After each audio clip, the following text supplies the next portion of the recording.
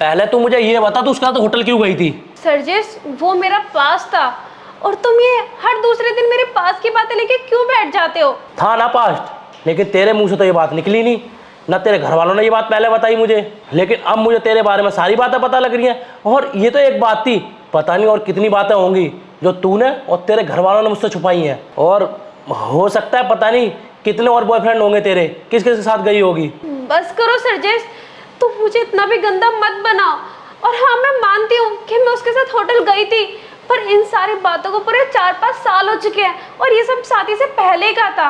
पर जब से तुमसे शादी हुई, तुम्हें इन सब चीज़ों के बारे में पता चला, तुम मुझसे बहुत बार लड़ चुके हो इन सारी चीज़ों को लेके।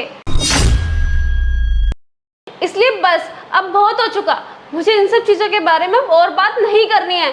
और वैसे भी मेरा सिर्फ एक बॉयफ्रेंड था, ना कि 1000। और इन सब चीज़ों को लेके मैं तुमसे 1000 बार माफ़ी भी मांग चुकी हूँ। देख, माफ़ी मांगने से ना बात झूठी साबित नहीं होती है।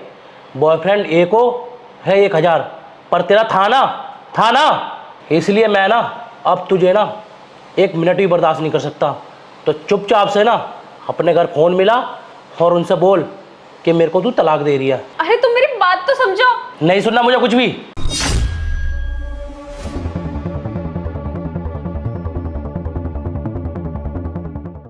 अरे वाह, बहुत बढ़िया।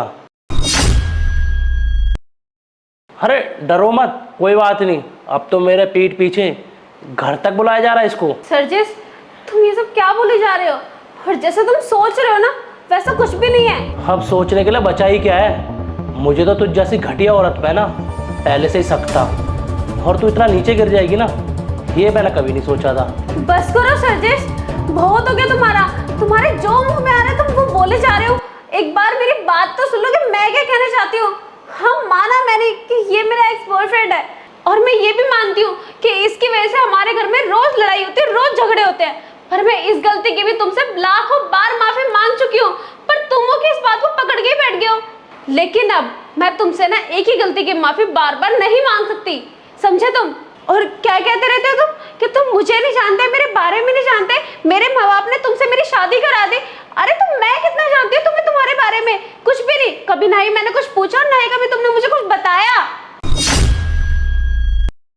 अरे जब ये रिश्ता तय हुआ था ना, तो सबसे आखिरी में मैं तुमसे मिली थी ना, पर फिर भी मुझसे मेरी किसी ने मर्जी नहीं पूछी, ना ही मेरी ख्वाहिश पूछी, बस मुझे तुम्हारे हाथों में थमा दिया।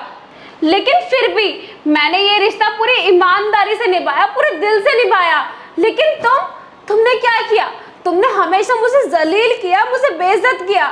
मैंने तुम्हें धोखा नहीं दिया, लेकिन तुम हमेशा मुझ पर शक करते रहे, जैसे अभी कर रहे हो। और रही बात शिवम की, तो शिवम को मैंने यहाँ बुलाया है क्योंकि वो एक लॉयर है। हम दोनों के डिवोर्स के पेपर लेके आए हैं वो, क्योंकि तुम्हें मुझसे डिवोर्स चाहिए था ना, तो मैं तुम्हें डिवोर्स दे रही हूँ, क्योंकि तुम्हारी खुशी में मेरी खुशी है।